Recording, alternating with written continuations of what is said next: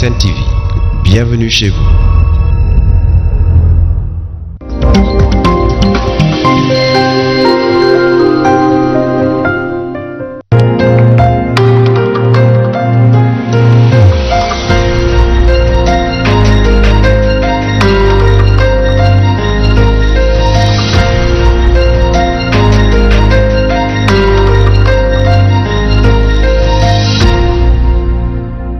Bonsoir, bienvenue à votre émission du soir, l'essentiel. Aujourd'hui, nous avons le plaisir d'aborder un sujet d'actualité, un sujet qui fait d'actualité plutôt depuis un certain temps, à savoir la communication du palais à travers l'affaire Aliou Sall. Et pour en parler, nous avons sur ce plateau deux personnalités du monde des médias. Il s'agit de Bakary Domingo Mané, expert en communication politique, et Momar Ndjong, journaliste et consultant à Sen TV, mais aussi j'ai à ma gauche Abdoulaye Mbo, avec qui je co-anime cette émission. Bonsoir Abdoulaye. Bonsoir à toi Aminata Dramé. Aujourd'hui ce n'est pas avec Nene Aïcha.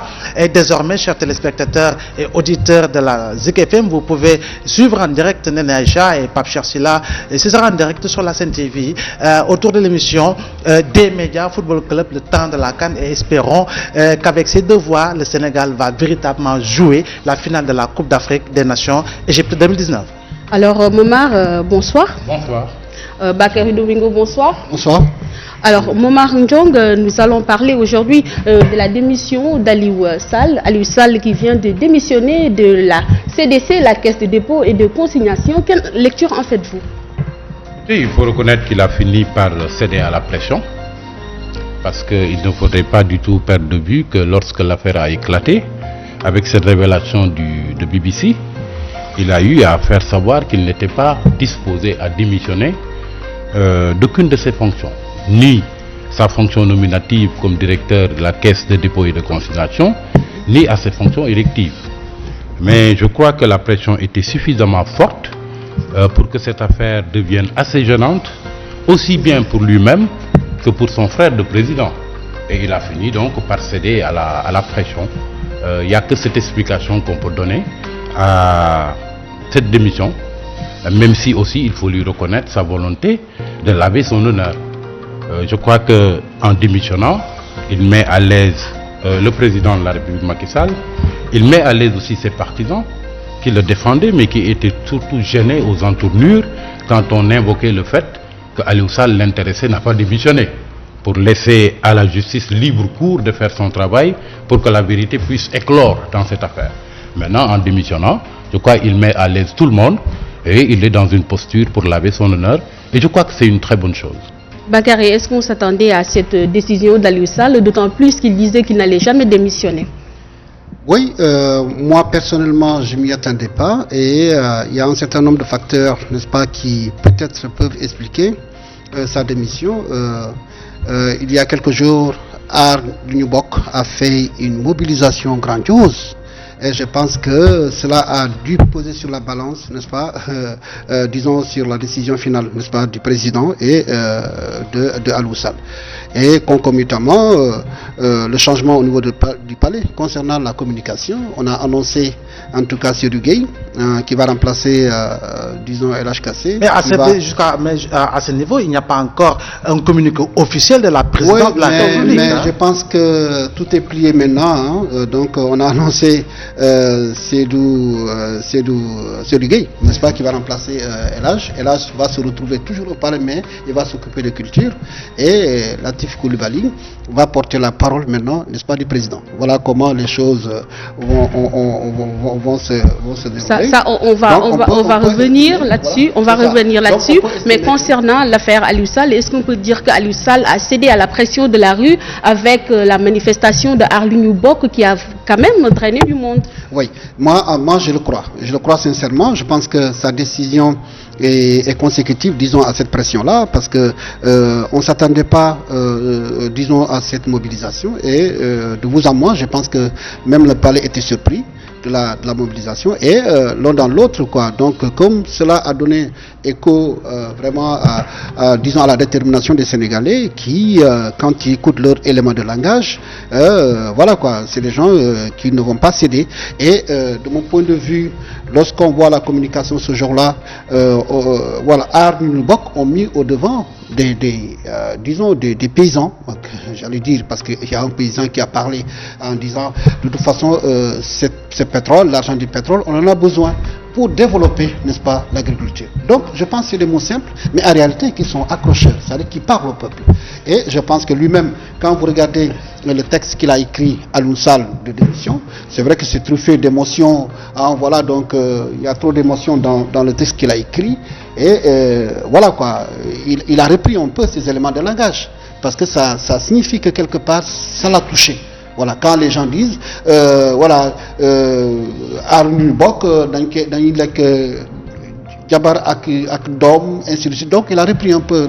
Mais vous avez il a été Bakary, avant de revenir à Mama, expert communicant vous êtes, vous avez lu, comme vous dites, le communiqué, la déclaration de démission de M. Aliou Sall. Mais si on lit entre les lignes, est-ce que en filigrane, on ne peut pas dire qu'il ne s'adresse pas seulement aux personnalités de l'opposition, de la plateforme Arlene Bok, mais qu'il s'adresse également à des gens qui sont de son camp, autrement dit de la paire ou de la coalition Benno Bokk Yakaar. Oui, on peut le supposer, on peut le penser d'ailleurs. Quand il parle, il y a un mot qu'il a lâché, quand il parle de politique, et lâche le mot perfidie. Il dit, oh, on sent que vraiment c'est fort, c'est un mot fort. Donc, je pense qu'il fait allusion à tous ceux qui sont de son camp, le camp du président, mais qui ne sont pas d'accord avec lui. Hein. Il estime que bon, c'est des gens qui lui ont glissé des pots de banane, et contre ces gens-là, évidemment, il prend date. Il le dit je prends date, parce que il est convaincu que bon, il est blanc comme neige, on verra la suite après. Alors, Maman, à ce niveau, selon vous, qui gagne dans cette démission? Est-ce que c'est Aliou Sall lui-même, ou plutôt ceux-là qui ont eu l'ingénieuse idée de mettre en branle cette plateforme citoyenne et qui aujourd'hui semble être épousée par en tout cas une bonne partie des citoyens sénégalais? Le premier qui me semble pouvoir gagner dans cette démission de Aliou Sall, c'est d'abord le président de la République. Pour une raison bien simple, je crois qu'il y a une volonté de sa part peut-être de dégonfler la bulle populaire qui était en train de se constituer. Il en a fait allusion tout à l'heure, Bakary, en parlant de la forte mobilisation de Arnu Bok vendredi dernier. Il ne faudrait pas oublier non plus qu'il y a une volonté de la part de pas mal de franges de la société de décentraliser les mobilisations. Il y a par exemple Sauver le Sénégal, un mouvement de Boubacar Mbaye Galaf qui projette de faire une manifestation dans la banlieue à Guédiawaye qui se trouve être le fief de Aliou Sall. Le 4 juillet. N'oubliez pas non plus les Sénégalais de la diaspora qui se sont déjà mobilisés ici ou là, et ça c'est très gênant quand même pour l'image du régime de Macky Sall et son pouvoir. Donc je pense que lui, en accédant d'abord à une requête qui a été formulée par beaucoup de segments de la société quand l'affaire a éclaté, et qui ont eu à demander à ce qu'une enquête soit ouverte, parce que c'est la première requête que le président Macky Sall a satisfait, avec la sortie du procureur qui s'est emparé du dossier et qui a instruit la DIC et la section de recherche d'enquêter sur cette question. Je crois que ça, c'était d'abord une première manœuvre de la part du président de la République pour desserrer un peu l'étau qui était en train de se constituer autour de son régime, mais principalement autour de sa personne et de son frère. La deuxième requête, et vous l'avez entendu, il y a beaucoup qui réclamaient la démission de Aliou Sall. Je crois que la conséquence pourrait être une faiblesse, peut-être, dans la mobilisation dans les prochains jours, parce qu'il y aura des Sénégalais qui se diront, mais écoutez, de toutes les manières, le président semble être dans de bonnes dispositions pour laisser la justice faire son travail, et de l'autre côté, Aliou Sall a démissionné. Donc cette affaire a déjà tiré à conséquence, et il n'y a que le président de la République qui a pris la mesure de la situation, notamment sur les failles communicationnelles, à changer de dispositif. Il y a beaucoup de Sénégalais qui préféreront peut-être, plutôt que de s'engager dans des mobilisations, d'être dans l'expectative pour voir ce que produira la justice. Et je crois que c'est lui donc qui est le premier gagnant. Le deuxième gagnant, bien évidemment, c'est Aliou Sall.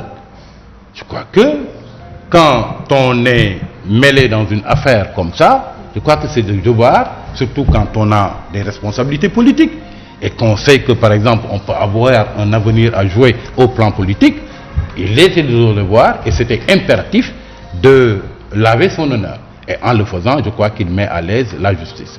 D'accord. Aliou Sall met à l'aise la justice. Il a cédé à la pression de la population en démissionnant à la tête de la CDC. Mais est-ce qu'on peut dire qu'il l'a fait également pour mettre à l'aise son frère, qui est le président de la République? Mais quelle suite peut-on réserver à cette affaire? Écoutez, cette affaire-là, il va falloir maintenant que l'enquête aille jusqu'au bout. Il y a le procédé qui a été annoncé la dernière fois par le procureur et qui semblait très inédit. Parce que pour une affaire qui a déjà fait l'objet d'une enquête et d'un rapport de la part d'un organe aussi prestigieux, aussi sérieux et rigoureux que l'IGE, je crois qu'il n'avait pas besoin systématiquement de lancer un appel à témoins, que certains d'ailleurs assimilent à un appel à la délation. Je crois que pour un dossier qui a déjà fait auparavant l'objet d'une enquête et dont les principaux acteurs sont bien circonscrits, parce que cette affaire en réalité tourne autour du ministre de l'énergie à l'époque, Aly Ngouille Ndiaye, d'Aliou Sall, de Franck Timis, des directeurs de Petrosen, et peut-être il peut même y associer et élargir un peu l'assiette en y associant quelqu'un comme Sonko qui a produit un ouvrage sur la question, et par exemple des personnalités politiques comme Thierno Alassane Sall, comme Abdoul Mbaye et comme Mamadou Lamine Diallo, qui se sont fait le plus remarquer dans les accusations contre Aliou Sall. Je crois que en confrontant ces principaux protagonistes, la vérité pourrait éclore. Mais il me semble que dans la démarche quand même du procureur, il y a comme une volonté peut-être de faire quasiment une enquête impossible. Il y a même un collègue qui l'a titré la dernière fois en disant que le procureur va rendre l'enquête impossible parce que ça risque de créer, excusez-moi du terme, mais un grand bazar, une grande pagaille, où on va assister à un défilé de plusieurs personnalités d'horizons divers, plus ou moins proches du dossier, et qui vont verser quelque chose dans le dossier. À partir de ce moment-là, il me paraît qu'il est très improbable que cette enquête puisse vraiment être efficace et être menée jusqu'au bout. Bakary Domingo Mané, ne pensez-vous pas que pour faciliter le travail de la justice sénégalaise, Aliou Sall devrait démissionner de ces deux autres postes qu'il occupe? Oui, bon, moi je pense que la démission ne suffit pas. La démission ne suffit pas, il faut que lui-même joue le jeu jusqu'au bout, hein, n'est-ce pas, dans la quête de la transparence sur ce dossier, et que ceux qui en savent vraiment puissent livrer la vérité. Parce que au fond, ce qui se passe, c'est que Aliou Sall, c'est vrai, c'est le frère du président. Et il est trempé dans une affaire supposée, n'est-ce pas, de corruption, parce que là aussi les éléments de langage, il faut faire beaucoup attention. Donc ce qui reste, c'est que qu'on ait une justice vraiment indépendante. Ça veut dire quoi? Moi, quand je parle de l'indépendance de la justice, évidemment, je ne fais pas allusion au procureur qui est le bras armé, n'est-ce pas, du ministre de la Justice, lui-même étant le bras armé, n'est-ce pas, du président. Je parle, n'est-ce pas, d'un juge de siège, celui-là, n'est-ce pas, qui a, qui accepte de prendre en charge, n'est-ce pas, sa liberté. Parce qu'ils sont libres, hein. C'est eux, ou certains d'entre eux, n'est-ce pas, qui ne veulent pas, disons, appliquer cette liberté. Donc, de mon point de vue, il a démissionné, très bien.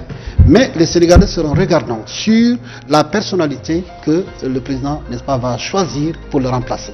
Puisqu'on a évoqué ces liens de sang en disant que le président n'a pas le droit, n'est-ce pas, de faire intervenir dans la gestion des affaires du pays, n'est-ce pas, en parent proche. On verra, est-ce qu'il va mettre encore en parent proche? S'il le met, ça veut dire que tout ce travail-là, parce que vous l'avez dit, il a démissionné, ça va encore peut-être aider à dégonfler un peu, disons, le ballon, mais l'un dans l'autre, je pense que la mobilisation, n'est-ce pas, des Sénégalais ne faiblira pas, non, parce qu'il semble être sur la bonne pente. Et à partir de ce moment, ils mettront la pression. Mais non, ça c'est un contre-feu. Et de mon point de vue, en tant que communicant, je me dis, il a tardé, n'est-ce pas, à allumer ce contre-feu-là. Il aurait pu le faire depuis le premier jour de sa conférence de presse. Il aurait pu, n'est-ce pas, démissionner. C'est-à-dire que, voilà quoi, en disant que je suis comme un blanc comme neige. Parce qu'en réalité, nous sommes dans une situation de communication de crise. Et à partir de ce moment, évidemment, il y a une logique à suivre. Malheureusement, jusqu'à présent, il ne semble pas suivre cette logique. Je pense qu'à partir de cette émission, bon, peut-être qu'ils vont essayer de revoir vraiment ce schéma communicationnel. Parce que pour moi, chaque fois qu'un proche de Aliou Sall parle, ça relance encore l'affaire. Or, c'est pas ça le but du jeu. Le but du jeu, c'est d'amener, de faire en sorte que, disons, cette bulle, carrément, disparaisse à jamais. Mais je pense que ça, c'est un sur la base de soupçons, on accusait Wade à tort ou à raison de vouloir mettre en branle le plan de dévolution monarchique du pouvoir. Alors aujourd'hui, le fait qu'il soit petit frère du président de la République n'est-il pas un fardeau trop lourd? Et quand on connaît et quand on sait, et pour connaître les conséquences que cela pourrait engendrer, parce que quoi qu'on puisse dire, aujourd'hui, quelques mois juste après sa réélection avec 58,26% des suffrages valamment exprimés, aujourd'hui, les Sénégalais se mobilisent autour d'une plateforme dont l'une des têtes de file était un candidat à la présidentielle, Maman Diop. Cette question me permet de revenir tout à l'heure sur la question qu'a posée tout à l'heure Aminata à propos du gagnant dans cette affaire. Aliou Sall lui-même pourrait être un gagnant dans cette affaire. Figurez-vous qu'il démissionne, qu'il mette à l'aise la justice, que l'enquête aille jusqu'au bout et qu'à l'arrivée qu'il soit blanchi. Il pourrait connaître quand même un retour en force, d'autant plus qu'il a pris date. D'abord, politiquement, je crois que quand il reviendra, même si par ailleurs il y a une internationalisation de ce dossier-là. Mais oui, mais écoutez, des plaintes au niveau des États-Unis, des plaintes au niveau de l'Angleterre, des plaintes au niveau de l'Australie, parce que Frank Timis lui-même est romano-australien. Mais bon, ce qu'il faut savoir, c'est que tant qu'une affaire, quelque grave que puissent être les accusations, n'a pas fait l'objet d'un procès devant une juridiction qui établit dûment votre culpabilité, vous bénéficiez de ce que l'on appelle la présomption d'innocence. C'est clair. Donc il ne faut pas le condamner à l'avance. Non, je condamne Il se pourrait qu'aussi bien au plan interne qu'au plan externe, éventuellement, les juridictions le blanchissent. Oui, effectivement. Mais si le cas échéant, bien évidemment, mais il va revenir fort au plan politique. Il va se donner une nouvelle utilité. Premièrement, l'autre personne aussi qui peut gagner dans cette affaire, mais c'est le président Macky Sall. Le reproche lui a été fait de s'être renié après avoir pris l'engagement de ne jamais nommer par décret son frère à un poste de responsabilité. Écoutez, avec cette démission-là, peut-être qu'il s'enlève ce boulet-là, qu'il continue à traîner. À quelque chose, malheur est bon, dit-on, mais peut-être qu'il se dit, mais voilà, le reproche qu'on m'a toujours fait, je n'avais pas la possibilité, parce qu'il n'y avait pas un prétexte qui pouvait me permettre de dégager Aliou Sall du poste de responsabilité que je lui ai confié. Maintenant, il y a cette affaire qui vient et qui l'emporte. Et peut-être le reproche qui a été fait à Wade, parce que quand Wade est là, à l'époque de la toute-puissance de Wade, la question qu'on s'était toujours posée, c'était qui de Wade de père ou de Wade de fils allait perdre l'autre. Parce que vous n'êtes pas sans le savoir, les questions de famille, surtout quand il s'agit de liens consanguins, ne font pas bon ménage avec la République. La suite, on l'a connue. Karim Wade a été dans un premier temps à la périphérie du pouvoir quand son père venait de s'installer. Après, il est venu aux affaires. Ensuite, il a commencé à prendre une grande place jusqu'à se voir coller l'étiquette du ministre du ciel et de la terre, et on connaît après la suite. Ce projet de dévolution dynastique auquel tu faisais allusion tout à l'heure, et qui a valu à son père, en réalité, la perte du pouvoir. Parce que le bilan de Wade n'était pas si mauvais que ça. Mais il y avait cette psychose et ce traumatisme que les Sénégalais avaient quand un plan de dévolution monarchique qu'on lui prêtait à tort ou à raison et qu'il a emporté. C'est la même question que depuis quelque temps on était tenté de se poser par rapport à Macky Sall et à son frère. Qui, entre l'un et l'autre, allait perdre l'autre? Mais écoutez, si le président aujourd'hui a l'occasion, avec cette affaire, de pouvoir se débarrasser de ce boulet qu'il traîne, écoute, tant mieux pour lui. Donc lui aussi, il peut gagner dans cette affaire. Alors Bakary, quand on regarde la chronologie des faits, on prend au mot chaque personnalité, en commençant par Aliou Sall, le principal concerné. Alors cette démission qui arrive aujourd'hui, n'aurait-elle pas eu beaucoup plus d'impact par rapport à la relation de confiance entre la justice et le peuple si par extraordinaire cela ne venait pas du président de la République qui l'avait nommé par décret présidentiel lui-même? Oui, voilà quoi. Donc, tu poses encore de façon très claire et nette la question aujourd'hui de l'immixtion de la famille dans la gestion des affaires de l'État. Je pense que malheureusement le président Macky Sall n'a pas su tirer les leçons du passé. Parce que s'il avait su tirer, comme l'a dit Momar, des leçons du passé, évidemment, il n'aurait pas vraiment eu à prendre ces décisions-là, de faire intervenir des cousins, des cousines, des petits frères, voilà. Donc, je pense que ça aussi, c'est une erreur très grave. Maintenant, quand on parle de justice et par rapport à ce dossier, puisque c'est le frère du président qui est impliqué, maintenant, ce qu'on attend, c'est que, Momar, la justice sénégalaise peut blanchir, n'est-ce pas, Aliou Sall. Très bien. Mais est-ce que le peuple sénégalais, dans sa majorité, acceptera le verdict? Parce que simplement, nous avons vu un ministre de garde des Sceaux monter en première ligne, en blanchissant, n'est-ce pas, le frère du président, en disant que ce dernier est un musulman. Par conséquent, il ne saurait, disons, être mêlé dans des affaires de corruption. C'est le même procureur maintenant qui saisit, n'est-ce pas, c'est le même ministre qui saisit son procureur pour diligenter cette affaire. Très bien. Mais moi, et comme tous les Sénégalais, on souhaiterait qu'il y ait un juge indépendant. C'est-à-dire que si le juge indépendant qui se saisit de cette affaire, évidemment, on peut espérer que si ce juge dit que bon, il est blanc comme neige, les gens, disons les populations peuvent croire. Mais dans le cas contraire, il faut faire beaucoup attention à qui va rendre justice, comment la justice sera rendue, et hormis, disons la justice sénégalaise, c'est que Dimbo, c'est vrai, il peut être blanchi ici, comme il peut être blanchi, comme vous l'avez dit, n'est-ce pas, à l'extérieur. Très bien. Mais il peut y arriver aussi que ce ne soit pas le cas. C'est-à-dire que la situation se corse, parce que simplement, voilà quoi, il y a tellement de choses qui se sont entremêlées que c'est difficile, n'est-ce pas, de s'en sortir. Donc, l'un dans l'autre, personne ne peut dire quelle issue cette affaire peut avoir. Mais on souhaite, et je pense que ça c'est le souhait de tous les Sénégalais, qu'il y ait la transparence nécessaire. Et c'est cette transparence-là qui fera gagner à la fois Aliou Sall et le président. Ça, je pense que... Mais ce que je voudrais préciser, c'est que moi je ne préjuge pas de l'issue du procès. Je veux dire tout simplement quand même qu'il y a une place à accorder, pourquoi pas à quelqu'un qui bénéficie jusque-là d'une présomption d'innocence, la possibilité qu'il peut avoir d'être blanchi, et par la juridiction interne et par la juridiction externe. Et que donc parfois, en cette matière, il ne faudrait pas être aussi péremptoire que ça. La deuxième chose, c'est que je suis très bien placé pour savoir que dans ce type d'affaires, il y a deux sortes de tribunaux. Il y a le tribunal qui existe de facto, mais il y a le tribunal de l'opinion. Et le tribunal de l'opinion relève de la perception que l'opinion peut avoir du déroulé des choses. Qu'il ne faut surtout pas négliger sur cette affaire. Oui, mais bien évidemment. Quand l'opinion, à l'issue de l'enquête, se rend compte que ça a été mené de façon inclusive, de façon sérieuse, de façon corsée, sans qu'on puisse soupçonner un tant soit peu un parti pris en faveur d'Aliou Sall, à partir de ce moment-là, ils se feront leur propre religion. Bien sûr.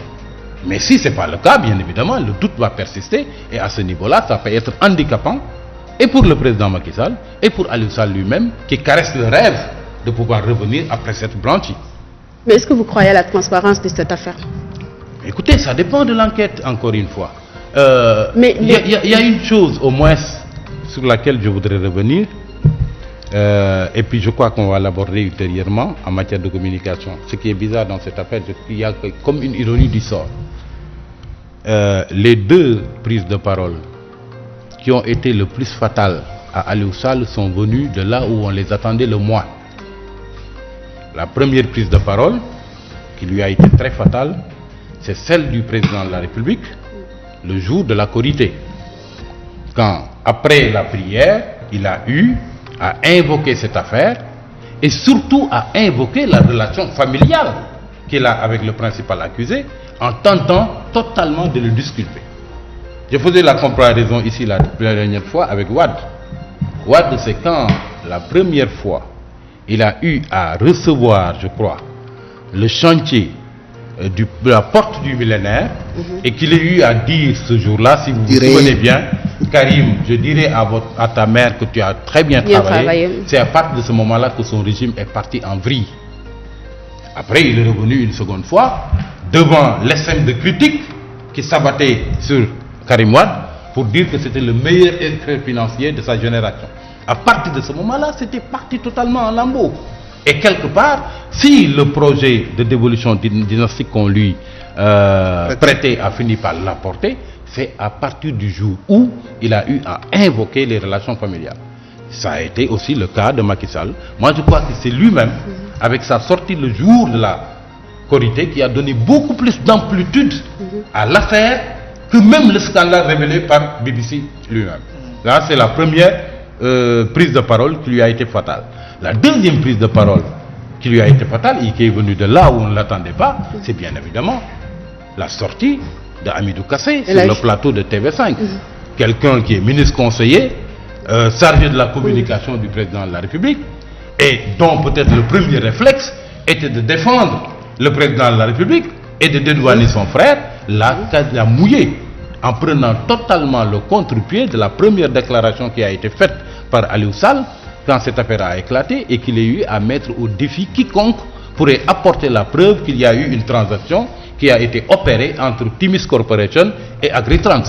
À partir de ce moment-là, il a fait voler en éclats la ligne de défense de Aliou Sall. Donc ceux qui ont été les plus désavantageux pour Aliou Sall dans leur prise de parole, c'est bien évidemment le président de la République et c'est Hamidou Kassé. Ok, Bakary Domingo, parlant de l'âge Hamidou Kassé, d'après certaines informations relayées par la presse, le président de la République, Macky Sall, serait en passe de se séparer de l'âge Hamidou Kassé. Quelle lecture en faites-vous? Vous pensez que c'est le moment de se séparer de lui? Oui, je pense que vous avez pris les pincettes, puisque c'est pas encore officiel du moins. Je ne sais pas si c'est officiel ou non, mais en tout cas, c'est un confrère qui a relaté cette information. Donc oui, les confrères ont relaté l'information comme quoi le président est en passe ou veut se séparer, n'est-ce pas, de Hamidou Kassé, parce que simplement, voilà quoi, à partir de la bourde qu'il a commise concernant l'affaire Aliou Sall. La question c'est, est-ce que c'est vraiment une bonne solution? C'est ça, voilà quoi. Pourquoi parce que simplement Hamidou Kassé a fait cette bourde. Est-ce que c'est suffisant vraiment pour se séparer de lui? Est-ce qu'il faut parler de bourde communicationnelle? Est-ce qu'il faut... En fait, est-ce que c'est pas... Oui, c'est vrai. C'est pas un peu lourd. Tu as raison sur les mots. Est-ce que c'est une bourde? C'est la question qu'on se pose. Est-ce qu'il n'a pas dit la vérité aussi? Voilà, donc autant de questionnements. Parce que cette affaire, vraiment, il y a tout un flou, n'est-ce pas, qui l'entoure. Et comme on n'est pas dans le secret des dieux, donc on fait vraiment beaucoup attention aux mots que nous utilisons. Donc je retire ce mot bourde, mais de toute façon, on pense que bon, il a mal communiqué sur cette affaire, sur ce dossier-là, parce que, comme l'a dit Momar, il est parti à l'encontre de ce que disait Aliou Sall, qui disait de façon péremptoire qu'il met au défi quiconque, voilà, trouvera ou dira disons qu'il y a transaction entre sa société Agritrans, n'est-ce pas, et Franck Timis. Mais voilà quoi, je me dis, est-ce que c'est pas la conséquence? C'est-à-dire que l'acte que, disons, Hamidou Kassé a posé semble, de mon point de vue, la conséquence d'autres actes, n'est-ce pas, avant, n'est-ce pas, qui justifient ce qui s'est passé ce jour-là. Et Momar en a parlé. Depuis le jour de la Korité, on a vu la sortie du président. Après la sortie du président, c'est le ministre de Garde des Sceaux, n'est-ce pas, qui fait sa sortie. Et ensuite, c'est le ministre des Affaires étrangères qui monte au créneau. D'abord, cette affaire, la difficulté est, c'est une affaire privée à qui malheureusement on a donné une dimension gouvernementale. Vous savez pourquoi? Parce que c'est le frère du président qui est au cœur, n'est-ce pas, du scandale. Ça aurait été un citoyen lambda comme moi, certainement le gouvernement ne se serait jamais mobilisé. Mais donc ça aussi a brouillé, n'est-ce pas, les pistes de mon point de vue, et ça a rendu vraiment, de mon point de vue, cette affaire encore beaucoup plus sérieuse. Est-ce à dire que Aliou Sall est protégé par le palais? Oui, qu'on le dise. Il est le frère du président quand même. C'est pas n'importe qui. Donc quand je dis que c'est pas n'importe qui, et le président, c'est le premier des Sénégalais, il va sans dire que le président reste un humain. Donc la rationalité qui guide peut-être la prise de certaines décisions, cette rationalité n'est pas toujours au rendez-vous dans tous les actes que le président pose, parce que c'est un humain. Donc c'est pourquoi d'ailleurs on dit que la meilleure façon vraiment de ne pas tomber dans le piège sentimental, vraiment c'est de ne faire en sorte que les membres de la famille ne puissent pas vraiment se mêler de la gestion du pays. Mais tant qu'on accepte de les faire mêler dans la gestion, n'est-ce pas, du pays, évidemment, voilà, on peut prendre des décisions qui, de mon point de vue, ne sont plus des décisions rationnelles, mais qui relèvent seulement des émotions. À ce niveau, nous avons eu 4 présidents depuis notre accession à la souveraineté internationale. Avec Senghor, on a eu le neveu Adrien. Avec Diouf, on a eu le frère Maguette. Avec Wade, on a eu le fils. Et avec Macky, nous avons le petit frère, tout simplement. Oui, mais est-ce que dans ce sens-là, c'était pour permettre de vous relancer, est-ce que dans ce sens-là, Macky Sall, lors de la présentation de son ouvrage « Le Sénégal au cœur », disait qu'il n'avait pas fait assez de réformes. Aujourd'hui, la principale, sinon l'une des principales réformes, ne serait-elle pas d'aller dans le sens d'appliquer les conclusions de la Commission nationale de réforme des institutions, parce qu'en réalité, Amadou Maktambo et son équipe, qui avaient également travaillé autour de la charte de gouvernance démocratique, avaient proposé une loi pour véritablement aller dans le sens de ne pas mêler à la gestion des affaires du pays des ascendants au premier ou au deuxième degré. Oui, c'est pourquoi moi je me pose la question, est-ce que ce dialogue-là vraiment a toute son utilité, d'autant qu'au-delà, disons, des conclusions de la CNRI, vous avez les assises nationales, les documents sont toujours là. Moi je n'ai pas vu un dialogue aussi inclusif, n'est-ce pas, que les assises nationales. Figure-toi, mais attends, on a fait le tour à l'époque, parce que je suis très bien placé pour en parler, puisque nous on était dans la commission communication, au niveau donc voilà quoi, on a fait le tour du Sénégal, avec on a demandé à tous les segments vraiment de la population, vraiment des inputs. Ils ont fait les inputs et c'est sur la base des inputs, n'est-ce pas, qu'on a fait à faire ce document-là. Donc, pour moi, une fois de plus, le président Macky Sall serait à l'aise de mettre en application les conclusions, n'est-ce pas, de la CNRI, d'autant que maintenant, il n'est plus à la recherche, n'est-ce pas, donc troisième mandat. Il l'a dit et à partir de ce moment, il a des coups de franche. Donc, il faut qu'on aille vers des réformes. Et je pense qu'il n'a pas le droit de faire moins que Wade. Et malheureusement, si on y prend garde, il est en train de faire moins que Wade. Donc il a toute la possibilité de se racheter. Et pour moi, la meilleure façon d'y arriver, c'est d'abord vraiment d'écarter la famille. La famille dans la gestion des affaires. Aliou Sall a démissionné. Maintenant, on attend les autres.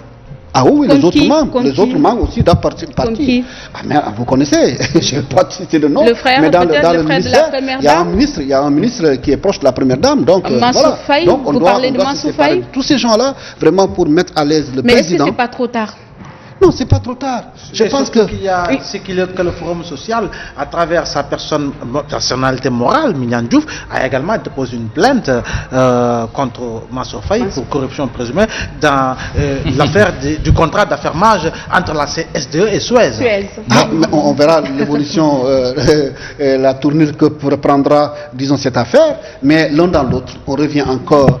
Vraiment, je pense que pour une démocratie assainie, nous avons besoin vraiment d'une gestion où la famille ne sera pas mêlée vraiment dans les affaires de l'État. Donc je pense que ça, c'est ce qu'on attend du président. Moi, je pense que le président de la République n'avait pas besoin de la mise en œuvre de la conclusion des assises nationales pour ne pas mettre sa famille au cœur de l'État. Je crois qu'il était suffisamment instruit par la mésaventure qui est arrivée au Wade qu'il ne prendrait pas la même voie. De toutes les façons, le premier dossier qui a été activé avec la CREI, c'était le dossier de Karim Wade. Je crois qu'à partir de ce moment-là, il pouvait être suffisamment instruit par cette mésaventure pour ne pas marcher sur les traces de Wade en ce qui concerne l'implication de la famille dans les affaires publiques.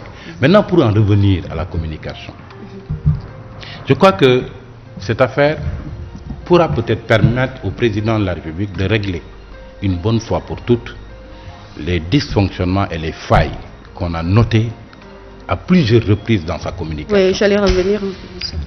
Il y a eu quand même, tout au long de son premier mandat, et même récemment, des dysfonctionnements assez criants dans sa communication. Je vous renvoie par exemple à cette conférence de presse qui a eu lieu en marge du Conseil des ministres décentralisé à Kaffrine. C'est à cette occasion qu'il avait eu à dire qu'il réduirait l'opposition à sa plus simple expression.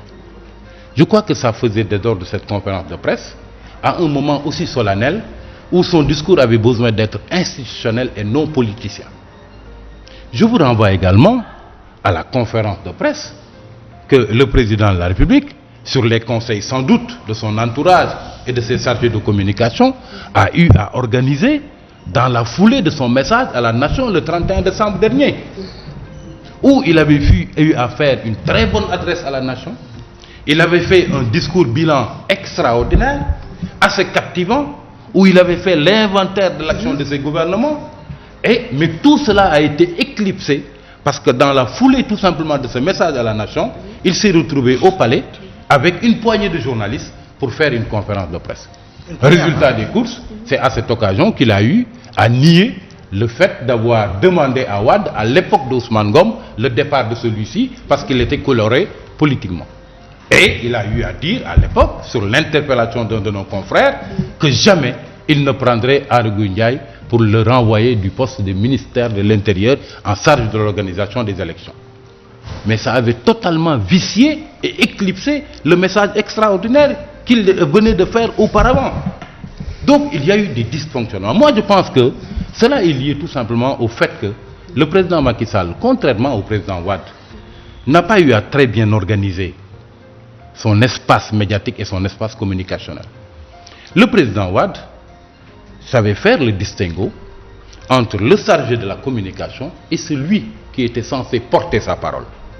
Souvenez-vous, pour sa communication, il y avait l'aspect technique, l'aspect stratégique qui à un moment donné avait été incarné par feu Chérif El Walid Sey. Ensuite, ça a été incarné par Momar Thiam, que nous avons eu le plaisir de recevoir récemment sur ce plateau. Mais d'un autre côté et parallèlement, vous avez ceux qui portaient la parole avec la dimension politique. Vous aviez un Serigne Mbacké Ndiaye qui à un moment portait la parole du président de la République. Vous avez un Bamba Ndiaye qui également à un moment portait la parole du président de la République. Or, avec Macky Sall, c'était complètement différent.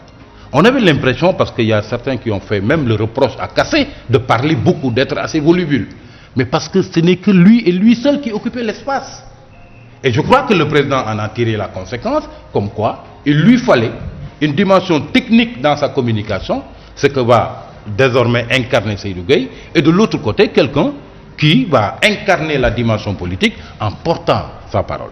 Je crois que ça permettra un peu de rectifier le tir, mais des dysfonctionnements, il y en a eu quand même à l'appel depuis un moment sous le magistère de Macky Sall. Mais vous l'avez dit, depuis 2012, on a constaté beaucoup de failles dans le dispositif communicationnel du palais. Vous êtes revenu également sur le nœud du problème. C'est quoi la solution selon vous? Je crois que la solution, c'est qu'on fasse le distinguo entre le chargé de la com, qui doit incarner la dimension stratégique et technique dans la communication qu'il faut affiner et peaufiner au niveau de l'espace présidentiel ou gouvernemental, et de l'autre côté, celui qui porte la parole du président et qui incarne un peu une dimension politique. Ça, c'est la première chose. La deuxième chose aussi, si la communication du gouvernement a beaucoup péché, c'est parce qu'à plusieurs reprises, on a senti des relents politiciens dans la démarche. La communication a péché par la propension de la coalition Benno Bokk Yakaar de donner une approche politique, ou je dirais même politicienne, à beaucoup de sujets d'actualité.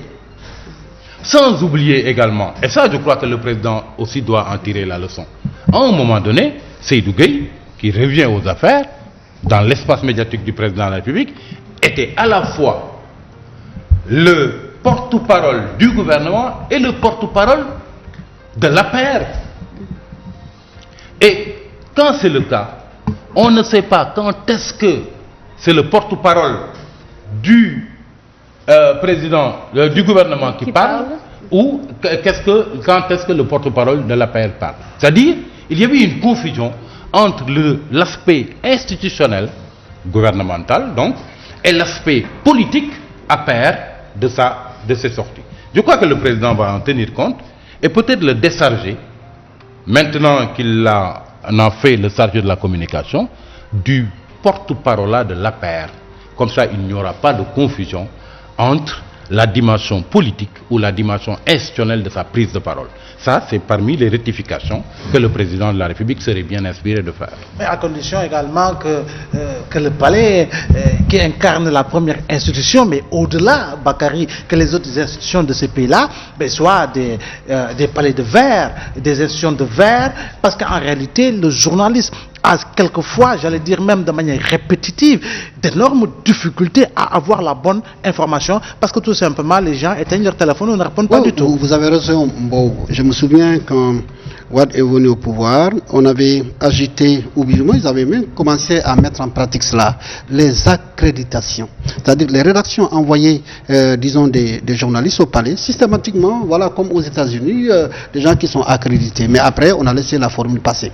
Avec le président Macky Sall, on n'a pas connu ça. Moi, je pense que, comme l'a dit Pardon Momar, aujourd'hui, le palais doit être une maison de verre. D'abord, quand on parle de communication, c'est la technicité d'abord. Ça veut dire qu'on parle stratégie. Mais la communication, c'est pas simplement le président a une activité tout de suite, bon, on appelle la presse et puis les gens couvrent. C'est pas ça la communication. La communication, c'est plus que ça. Il faut qu'on soit dans la stratégie, il faut qu'on soit aussi dans la prévision. C'est-à-dire qu'il y a des choses qui ne peuvent ne pas arriver. C'est-à-dire que si on le sait déjà, par exemple, la communication de crise, aujourd'hui le palais, c'est l'affaire Petro-Tim, peut-être que derrière cette affaire, il y a encore d'autres affaires, n'est-ce pas, qui se profilent. Faudrait-il attendre, n'est-ce pas, que les choses se mettent en place pour communiquer? Non, c'est pas comme cela. Avant même que les choses ne se mettent en place, on doit faire dans la simulation. C'est-à-dire que lorsqu'on parle des étapes de la communication de crise, vous avez l'avant, le pendant et l'après. Donc souvent les gens négligent, n'est-ce pas, l'avant, parce que cette période devait permettre, n'est-ce pas, aux communicants, avec son équipe, de mettre en place une équipe vraiment qui va essayer de simuler les crises qui ne sont pas encore là. Une fois que la crise s'installe maintenant, mais attends, l'équipe est opérationnelle parce qu'elle aurait déjà réfléchi sur les différents schémas. C'est vrai que vous me direz que la théorie n'a rien à voir, n'est-ce pas, avec la pratique, c'est vrai, mais quand la pratique vient, on corrige, n'est-ce pas.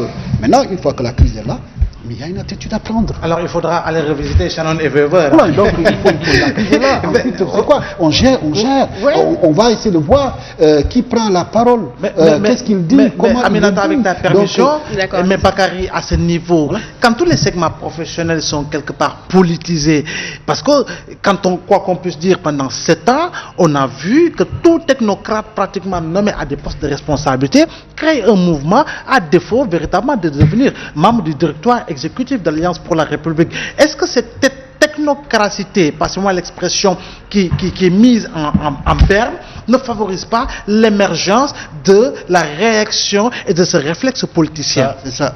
Au-delà de ça, d'ailleurs, il faut dire qu'il peut même arriver que le communicant mette en place une belle stratégie avec toutes les articulations, n'est-ce pas, souhaitées, mais qu'en face, on est une équipe, pour ne pas dire des politiciens, qui manquent vraiment de discipline.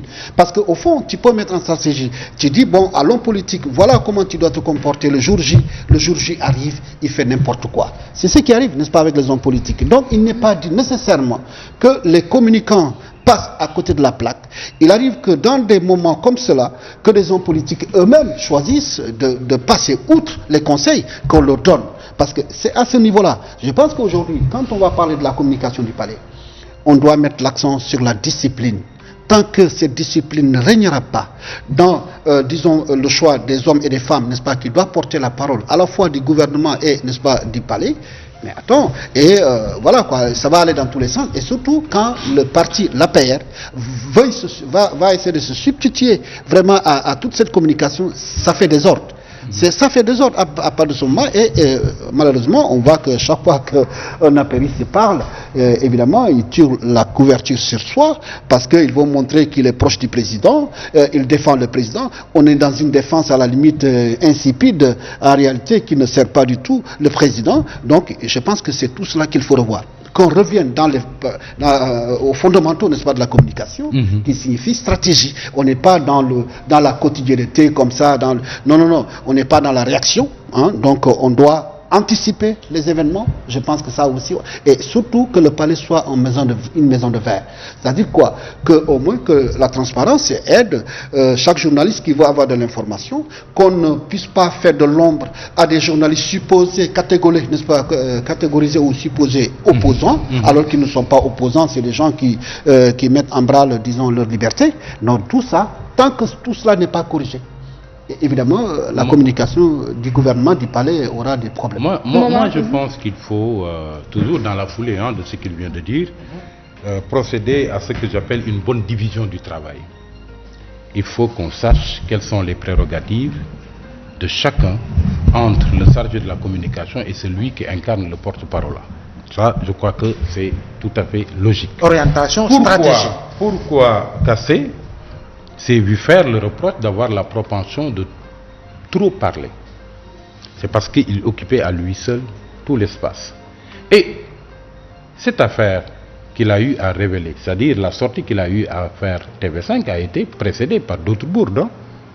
N'oubliez pas que pour dédouaner le président de la République par rapport au rapport de l'IGE, il a eu à mettre à nu un dysfonctionnement très grave des services de la présidence et des services de l'État, en disant que le rapport que le président avait fait commander par ses services en mai 2012 n'aurait pas été reçu par son cabinet 7 ans après.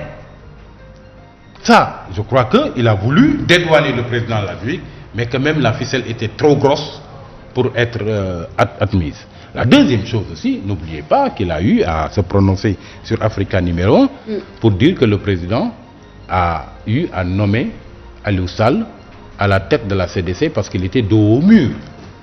Je crois que il en a quand même trop fait au point de ne pas pouvoir subir la foudre du président de la République en très peu de temps. Donc il va falloir compartimenter les rôles des uns et des autres.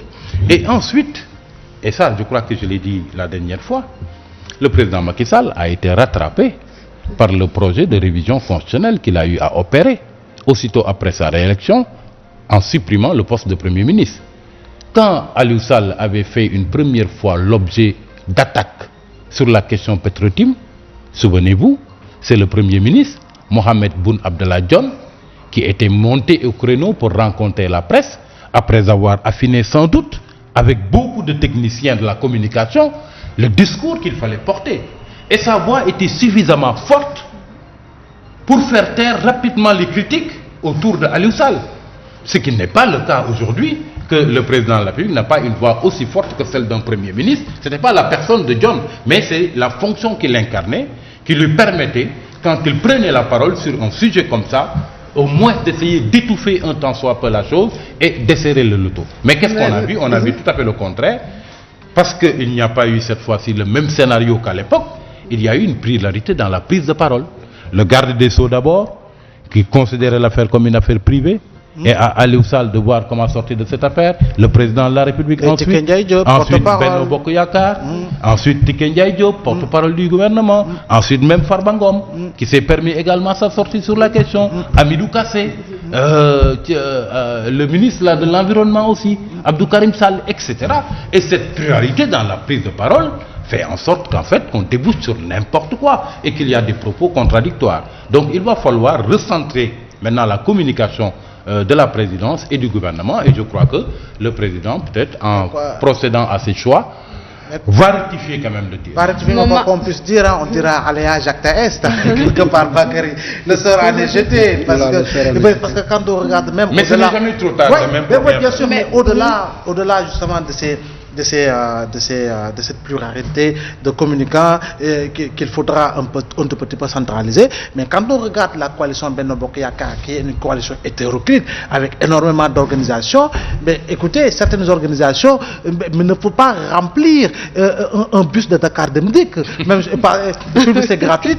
Mais ces gens-là également, est-ce qu'ils ne profitent pas souvent de ces occasions pour pouvoir avoir beaucoup plus de position en se disant que les strampotins sont devant nous, alors qu'ils ne commettront que des bouts de communication qui vont enfoncer les principales incriminés dans ce dossier-là? Vous savez, un homme politique restera toujours un homme politique. Le plus important, c'est ce qu'on appelle le positionnement. Et il y a des événements, n'est-ce pas, qui sont importants, qui sont une aubaine, n'est-ce pas, pour l'homme politique, pour se mettre en vitrine. Et quand des dossiers comme ça arrivent sur la table, chacun essayera, disons, de se mettre au devant sous le manteau du défenseur, n'est-ce pas, du chef de l'État, sous le manteau du défenseur de je ne sais qui. Mais dans tous les cas, dans la prise de parole, évidemment, cette prise de parole lui permet de se mettre en vitrine. Donc, il faut comprendre une chose, c'est qu'aujourd'hui, il y a de ces partis qui sont membres de la coalition Benno Bokk Yakaar, mais en réalité, vraiment, qui ne pèsent absolument rien du tout. Tout ce qu'il peut faire, c'est vraiment la prise de parole. C'est au niveau vraiment de la prise de parole, aller sur les plateaux de télévision, parler, et il n'existe que par la parole et non par vraiment le monde qu'ils drainent dans leur parti. C'est pas ça. Donc on veut comprendre elle est tellement hétéroclite, cette coalition, que maintenant des gens qui n'ont pas encore été servis, disons, fassent des sorties, parce que simplement ils veulent se faire voir. Donc il y a un désordre à ce niveau-là. C'est pourquoi je reviens vraiment aux fondamentaux, n'est-ce pas, de la communication. Je pense qu'il faut une discipline. Les éléments de langage, c'est pas des choses, n'est-ce pas, qu'on doit mettre comme ça sur la place publique. On doit tout préparer. La façon, qu'est-ce qu'il faut dire, comment le dire, à quel moment le dire. Mais ça signifie quoi? La communication, d'abord, c'est la coordination. On coordonne une action, n'est-ce pas, de communication. Tout cela, malheureusement,